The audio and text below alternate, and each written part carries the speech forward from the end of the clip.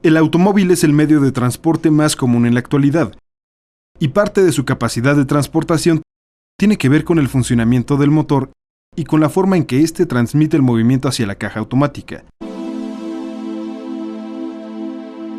Es decir, cómo se transmite el movimiento del motor a las ruedas.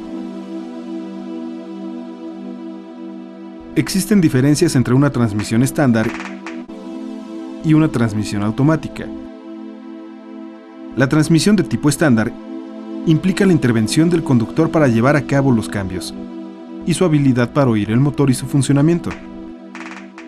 En cambio, la transmisión automática hace los cambios de modo que el operador solo tenga que colocar la palanca de velocidades en la posición correcta. Si quiere ir hacia adelante, lo hace con la posición Drive, y si quiere ir hacia atrás, elige la posición R o reversa. Además, mientras que la transmisión estándar funciona de forma mecánica, la automática se basa en el uso de un fluido, en este caso, el aceite que ayuda a realizar el cambio de las velocidades. El motor genera la fuerza para mover las llantas del vehículo y está conectado a ellas por medio del tren motriz. Es decir, este transmite la fuerza del motor hacia las llantas, mejor conocidas como ruedas de impulsión. Por la posición que tiene el tren motriz en el automóvil, existen tres tipos de transmisiones de movimiento: tracción trasera, tracción delantera y doble tracción. En una tracción trasera, el tren motriz se encuentra en la parte posterior del automóvil. Además, consta de una transmisión, una flecha cardán, dos juntas universales, un diferencial y dos flechas de rueda. Y en una tracción delantera, el tren motriz se encuentra en la parte frontal y carece de flecha cardán. Además, el diferencial se localiza en la caja de transmisión. Luego entonces, los componentes de una tracción delantera son una transmisión, dos juntas especiales en vez de dos juntas universales, un diferencial integrado en la transmisión y dos flechas de rueda. En la tracción delantera, a la caja de transmisiones se le conoce como transeje o caja puente. Esta caja puede encontrarse instalada de forma longitudinal o transversal. La doble tracción es la combinación de una tracción trasera y una tracción delantera. Utiliza doble cardán, doble diferencial y una caja de transferencia con palanca adicional.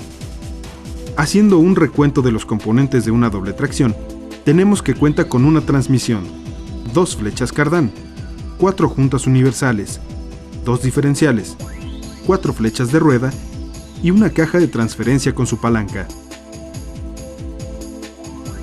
En el presente video, nos concentraremos en describir las transmisiones, las cuales, como acabamos de ver, son parte fundamental del tren motriz y del automóvil en general. Son capaces de no transmitir hacia las ruedas de impulsión la fuerza proporcionada por el motor cuando no hay acoplamiento entre este y el tren impulsor. Además, pueden modificar el sentido del movimiento del vehículo, ya sea hacia adelante o hacia atrás. Y cuando el tren propulsor se acopla con el motor, aumenta la potencia de este último para proporcionar mayor fuerza a las ruedas de impulsión. Es decir, el motor proporciona la fuerza y la caja hidráulica, por un medio hidráulico, la transmite a las ruedas, pero con mayor fuerza. ¿Qué es una transmisión automática? Existen dos tipos de transmisiones: la manual y la automática. En la transmisión manual, todos los movimientos son realizados por el conductor. También se le llama transmisión mecánica, porque basa su funcionamiento en el uso de engranes. Por su parte, a la transmisión automática se le conoce como transmisión hidráulica. En este caso, cuando la palanca de cambio se encuentra en ciertas posiciones, la velocidad se hace variar por presiones hidráulicas, es decir, de una manera automática. La palabra hidráulica se aplica cuando un aparato funciona por medio de la presión de agua o de otro fluido. Por ejemplo, como sucede en los gatos y prensas hidráulicas. En general, En los sistemas hidráulicos existen dos tipos de presión: la presión estática y la presión dinámica. En una presa existe presión estática cuando el agua se encuentra en reposo. Pero cuando se abren las compuertas, el agua empieza a fluir y entonces la presión estática se convierte en presión dinámica. En un automóvil sucede algo similar. En la sección del cárter de la transmisión existe una presión estática, y desde el momento en que la transmisión comienza a funcionar, la presión estática se convierte en presión dinámica. Para entender qué es la fuerza hidráulica, explicaremos cómo funciona una prensa hidráulica. Una prensa hidráulica consiste básicamente en dos cilindros de diferente sección comunicados entre sí, cuyo interior está lleno de un líquido que puede ser agua o aceite. Dos émbolos de secciones diferentes se ajustan, uno en cada cilindro, de modo que estén en contacto con el líquido. Cuando se ejerce una fuerza F1 sobre el émbolo de menor sección, S1, la presión P1, originada en el líquido que está en contacto con él, se transmite íntegra e instantáneamente al resto del propio líquido, por lo tanto, es igual a la presión P2, ejercida por el líquido sobre el émbolo de mayor sección, S2.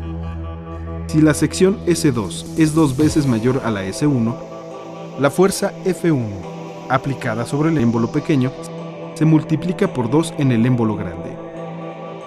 La prensa hidráulica es una máquina que permite amplificar la intensidad de las fuerzas. Es pieza clave en los elevadores, prensas, frenos y muchos otros dispositivos hidráulicos de uso industrial. Si logramos entender cómo funciona una prensa hidráulica, comprenderemos los llamados principios de Pascal. Estos dicen que 1. Los líquidos no se comprimen, pero los gases sí. 2. Los líquidos toman la forma del recipiente que los contiene. 3. La presión que reciben los líquidos la aplican por igual en todas direcciones. Blaise Pascal es un científico francés del siglo XVII. También fue matemático, físico y filósofo. Su mayor contribución es la mecánica de fluidos. El principio de Pascal, que dice que los líquidos transmiten presión en todas las direcciones, cobra mucha importancia en los sistemas hidráulicos de los automóviles, específicamente en los frenos, la caja de transmisión automática, el clutch hidráulico, etc. Además de dichos principios, Pascal diseñó una fórmula para determinar la presión que existe en un sistema hidráulico, que dice: la presión es igual a la fuerza entre la superficie.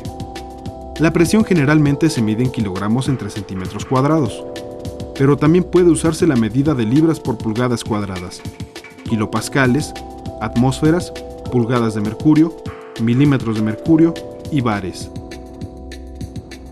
Un bar equivale a una atmósfera de presión. Una atmósfera equivale a 14.7 libras por pulgadas cuadradas. Y 14.7 libras por pulgadas cuadradas equivalen a 100 kilopascales. Es importante recordar esto, ya que para dar mantenimiento a una transmisión automática, se usan equipos e instrumentos que suelen venir en diferentes unidades de presión. Esto depende de la marca o procedencia de cada uno. Podemos ahorrar un tiempo importante si logramos entender las equivalencias entre dichas unidades de presión.